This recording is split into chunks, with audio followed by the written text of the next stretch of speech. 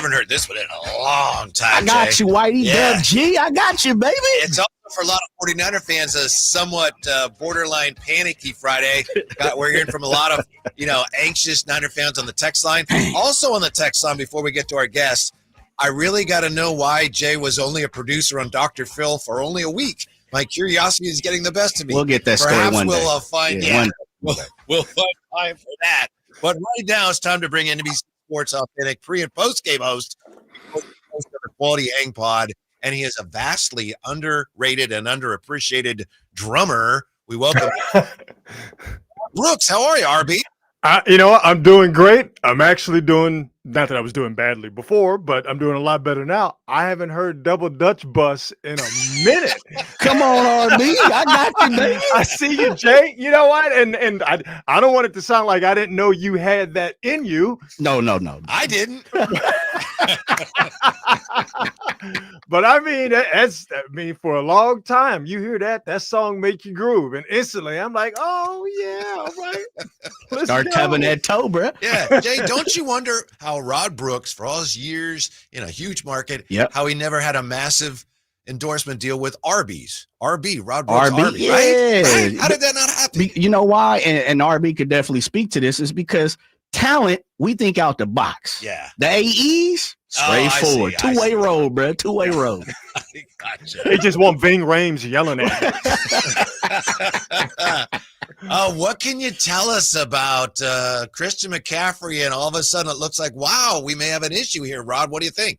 They have an issue. How serious the issue? We're going to find out on Sunday. If you guys haven't heard, Christian McCaffrey is officially listed as questionable on the game report. So he's got a 50-50 shot of playing on Sunday in Seattle. So what has gone from an uneventful preseason and training camp, Christian McCaffrey having no health issues, and when you did see him at camp, at practice, he looked really, really good. You go from, all right, he's going to be healthy and they're going to manage him and everything is going to be great.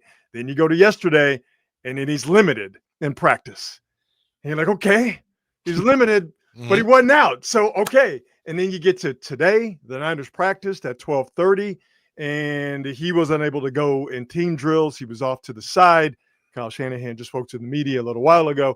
And he was very, and understandably, terse with his answers, because this is obviously a serious situation, and also you want to keep the Seahawks guessing as well. But he's questionable, and now you start to think, if he's questionable, is it even worth pushing it? First game of the season, although they're all important, is it worth pushing it at this point in the season? So this is a bit of calculus that the Niners in no way, shape, or form thought that they were going to have to deal with here. And we haven't even had the ball kicked in anger for the first time this season. RB, it's interesting that you say that, because you touched on something that Whitey had just touched on, which is this thing could be a little more worse than, Kyle Shanahan and the 49ers, what they normally do. They don't normally give us the real, but help me as a faithful, as a 49er fan, because I've tried to bring Whitey to the dark side, and I've been trying to preach to my 49er faithful that this is kind of to be expected. Yeah. That CMC is going to miss a game or two. George Kittle's probably going to miss a game or two. Trent Williams is going to miss a game or two. I'm not saying that we don't want that. We want that to happen, but it's kind of been inevitable for this team. With that being said, as Whitey's told me, you don't hope it happens, but am I just being stained, or am I being real? Like what's wrong with me, I guess, is what No. Well, I mean, you do have a bit of PTSD, right? And that's understandable, but no, man, Jay, you 100% on it. Where they are right, I think you could take Kittle out of the equation when it comes to that, just because he is proven to be durable. He's not prone to getting injured because he's overused and overworked. He's always going to give you max effort, even if he's not at max health. The only way George Kittle is unable to play, if he is physically unable to play because of his style of play. He got hit or he hit somebody or whatever. But I think with McCaffrey specifically and Trent Williams, where they are in their careers, and with McCaffrey, his injury history. I won't call him injury prone, but he has an injury history. I think it is, to me, it's just common sense to be like, if you get him for 16, 17 games, then that's almost a blessing. I think the norm, right, the real is it's going to be some good and some like where we are right now, albeit unexpectedly the first game of the season. And there's going to be some games where he can't play.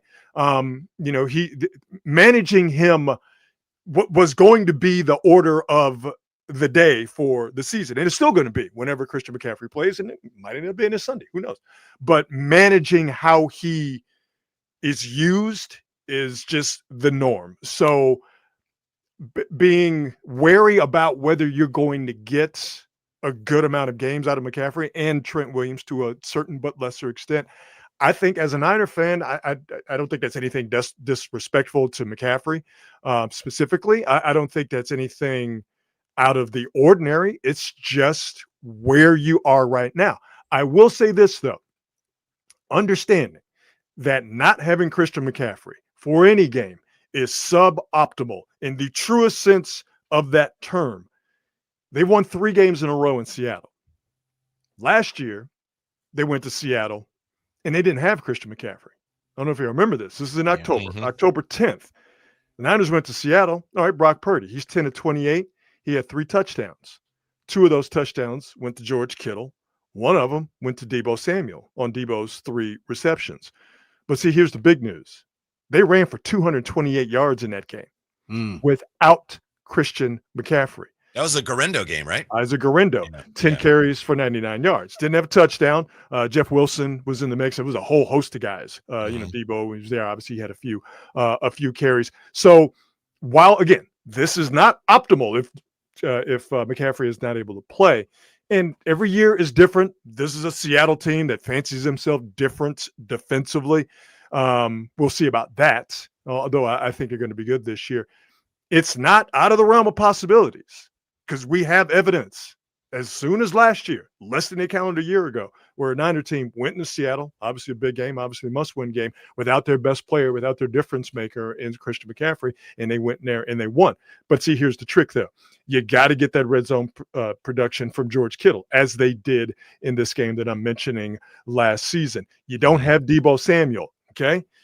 But see, to me, this is a Ricky Pearsall game, all right? If you could get 3 receptions for 100 yards and a touchdown out of Ricky Pearsall, along with another couple of expected, I think, touchdowns, then you're doing okay. So while this is not good, if McCaffrey can't play, it's not a death sentence by any stretch of the imagination. Yeah, Rod Brooks with us, of course, NBC Sports authentic pre- and post-game host, among other things. If Christian McCaffrey is going to be the Joel Embiid of the NFL, it's kind of a slippery slope. And I get your point. No, I do. I understand the point. But if we can, putting that aside for a moment, I know it's hard to do right now, and maybe it's foolish, but putting the Christian McCaffrey situation aside for the moment, what do you think is their biggest question mark otherwise right now, Rod? For the entire season? Yeah. Defense. 100% defense. They have, you just see how they drafted. Okay, They get Robert Saleh back in the mix. Robert Saleh goes, if I'm going to come back here, all right, I got a wife and a bunch of kids. If I'm going to come all the way back here, we need to draft some guys to get this defense back into the image that I had it in, so to speak, when Saleh was the defensive coordinator. And what did they do when Saleh was the coordinator? They had a front that got after you, that stopped the run, didn't get run on up the middle as the Niners did last year. They couldn't stop a nosebleed at times, particularly in the fourth quarter. He had a defensive line that stopped the run, occupied blocks. So the linebackers, Fred Warner, now in this case, D. Winters, they can flow sideline to sideline. They can go get guys. They can do their job in coverage. And you have a good defensive front that gets after the quarterback from the edges and up the middle. And that helps out your secondary. That's going to be, for this Niner group, young in spots. So to me, the big question is, how long is it going to take for Michael Williams and Alfred Collins and CJ West and Upton Stouts and Marquise Siegel. Mm-hmm. How long is it? And Chase Lucas, I know he's not a rookie that they just drafted, but he's a young guy in the mix. How long is it going to take for those guys to get up to speed to where they're doing the job that they need to do individually as players to provide what this team did not have, particularly last year defensively? I think offensively, even with the Christian McCaffrey news, offensively, I think the Niners are going to be fine. And at times are going to be more than fine. How long does it take for this defense to get going? Yeah. And the trick for me is the offense, in my estimation, is going to be the tip of the spear in the first few games of the season. I could see the Niners being a 500 team after 8 games, right? Mm-hmm. If that defense comes along, hopefully sooner rather than later, then I think you'll have more of a complementary football situation. So I think the main thing, just because of the breaking news about McCaffrey, is health. All right, let's put that there. Yeah, you can say that about a lot of teams. But put that there or put that aside. To me, it's these young guys on defense, and when do they provide the play up front to help out the rest of the guys on the backside? Mm-hmm. RB, let's stay right there because you touched on where I was going next, and I think it's something that all 49er fans have had their eyes on is Mykel Williams. Mm-hmm. We haven't seen him at all as far as preseason wise. Of course, you're locked and loaded. You're down in the Bay. You get to see him a little more than we do. What's the initial take? And I mean the serious initial take, because I heard when Nick Bosa talked about him and, heard Trent Williams talk about him and of course the coaches. But what is to be expected from Mykel Williams Sunday? Well, immediately. That's a really good question, because I couldn't even begin to tell you how many snaps he's going to play. This is, talking to Dante Whitner and Patrick Willis. We got a new podcast thing going called the Grit Code. Thank you very much. Like, subscribe on YouTube. But Dante and Pat, they were talking about that transition from preseason to the regular season, and hearing Patrick Willis talk about it. Hall of Famer, all right, one of the greats.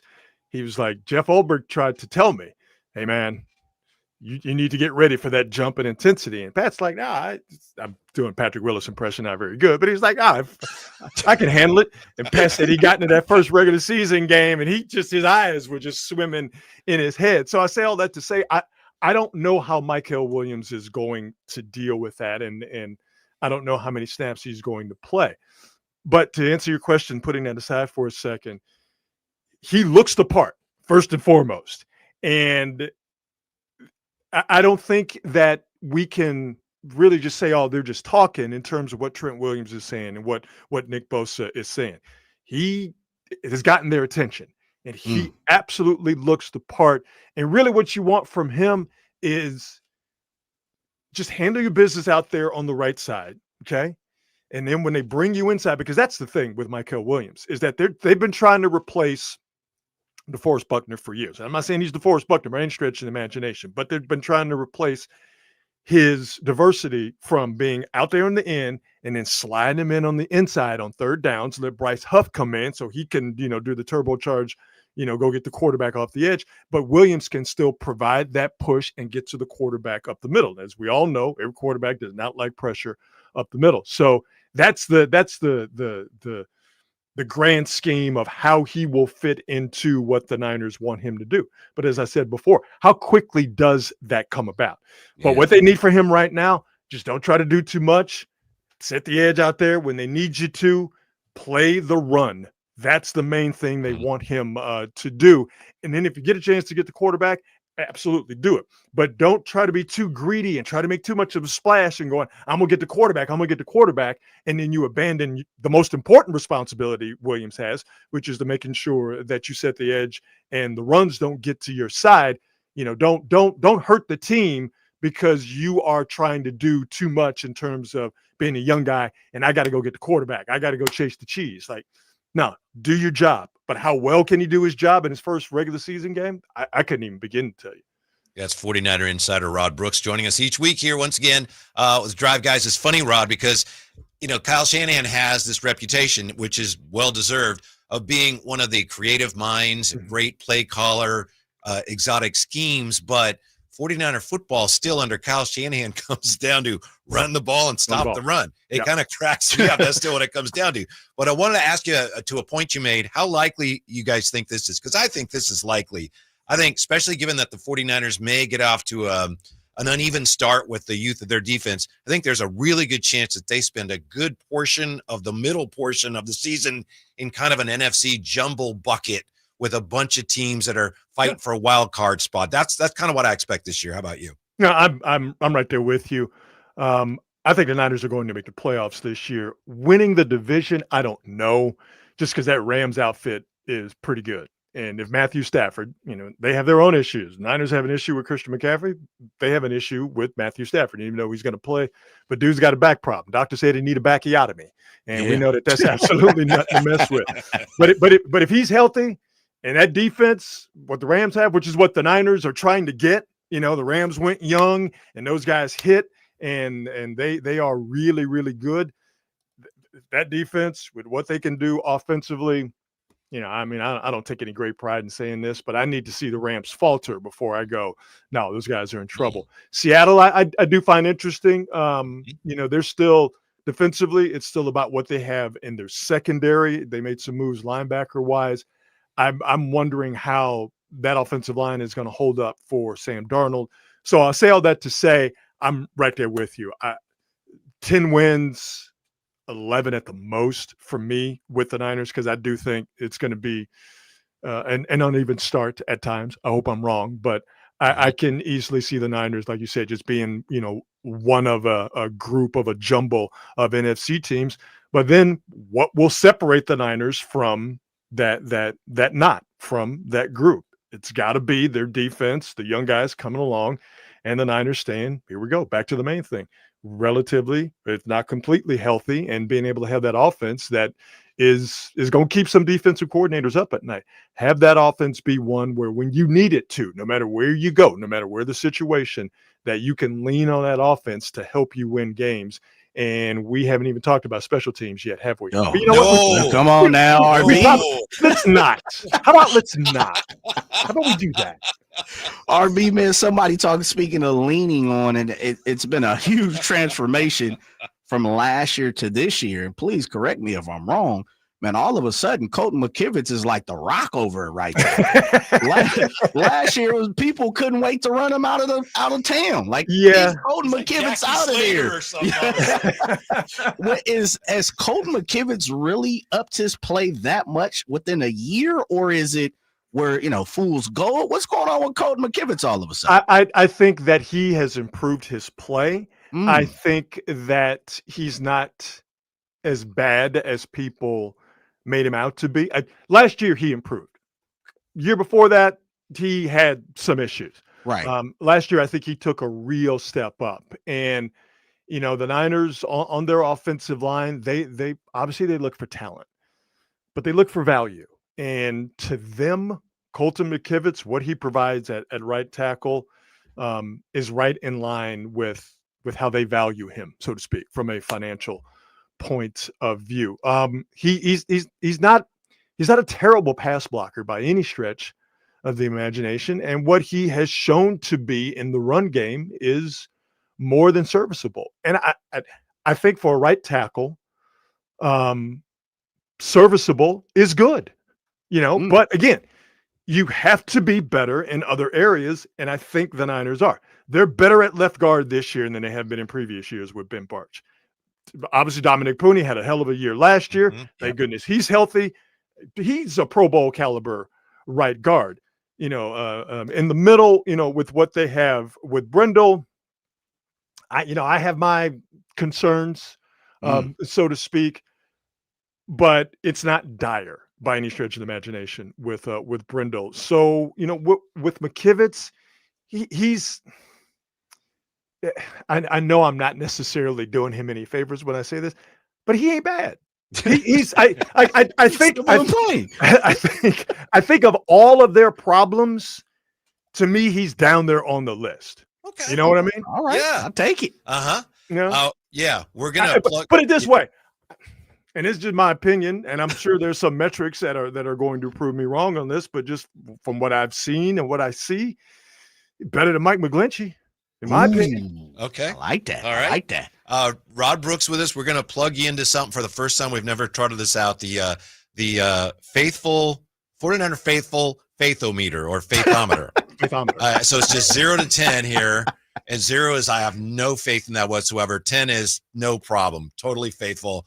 So this is a tough one to start out with you on Rod. But where is your personal faithometer on Jake Moody? Damn. People want to know. They'd be angry. Listeners would be angry if we didn't ask about Jake Moody. I thought you were going to ask me about going to Seattle and winning. Oh, we can get to that too. Okay. All right, here's what I'm going to say. Man's leash is mad short. Okay, because what has been proven in the NFL, look, they got Greg Joseph. I shouldn't say they waiting, but they got their phone in hand and one phone call. Greg Joseph is back in the mix, and Jake Moody is cooling his heels somewhere else. You got that choke collar on, basically. 100%, dog. 100%.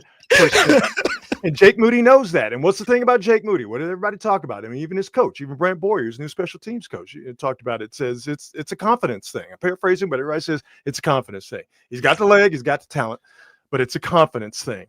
And he is under, I think more than anybody on that team, he is under the most pressure because could this game come down to a field goal in Seattle? 100%. And if the defense fights and the offense fights and you can point to Jake Moody in this hypothetical situation that I hope does not happen, you can point to Jake Moody as a person he is one of, if not the singular reason they lost the game. I don't know how you sleep at night getting ready for that, but he's got to find a way to get that confidence right. And he not only needs to drill kicks, the kickoff situation, which is new. Hey man, you need to stop kicking the ball out of bounds. Man. Okay? Yeah. All right. This dynamic kickup is set up to where you can just have guys not return the football, or you can get them to return the football and get them to start at the 20-yard line, or maybe even within the 20-yard line. Jay, you notice he hasn't given a number. I know. We've been doing this for a long time now, baby. I'm saying with him, I mean, no pressure, no Jake Moody pressure, RB. Did you guys know? And I found this out yesterday watching the Cowboys lose to the Eagles in hilarious fashion. Yeah, Draper's on vacation, so we can't really, Hey man, I'm wondering where the Philly hater is at. I guess he'll be back next week. Man. He's still drinking Yingling and eating cheesesteaks and spelling a 6-letter word that everybody can spell over and over again. We get it. You know how to spell Eagles. Can y'all shut up for a second? That they have the new kicking balls. And now the kickers can actually massage the balls. Right. Pause.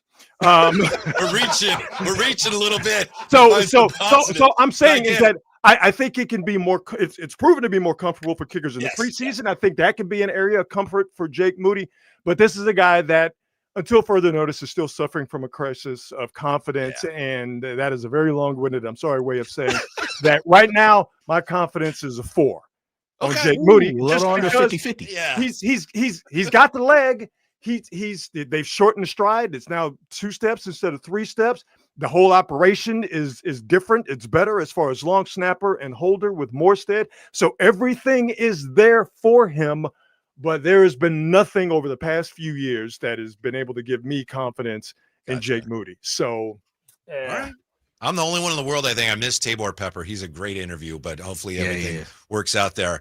Rod, before we let you go, please tell us once again about your new football podcast. Oh, thank you very much. So the Grit Code podcast with Dante Whitner and the great Hall of Famer Patrick Willis. We do that once a week. First episode is already out. We're going to tape the new episode on Tuesday. Have that out for you next week, talking about the first week of the NFL season and then going into the second week. And also I have my own podcast, Quality Hang with Rod Brooks and friends. Check that out on YouTube. Please like and subscribe. You don't have to like it, please. Just subscribe. You do it. You can still say you like it. You don't have to like it. Just you can get your Jake Moody on. I'm just saying. I'm gonna give him a. He's gonna do well, but a 4. I think you're gonna like it, but I ain't gonna beg you to like it. Just subscribe to it. If you don't like it, that's your problem. That's your hang up, not mine. But I go live with my buddy Marcus Osborne every Monday, Wednesday, and Friday at 8 o'clock. So we'll do a live one tonight. Quality Hang on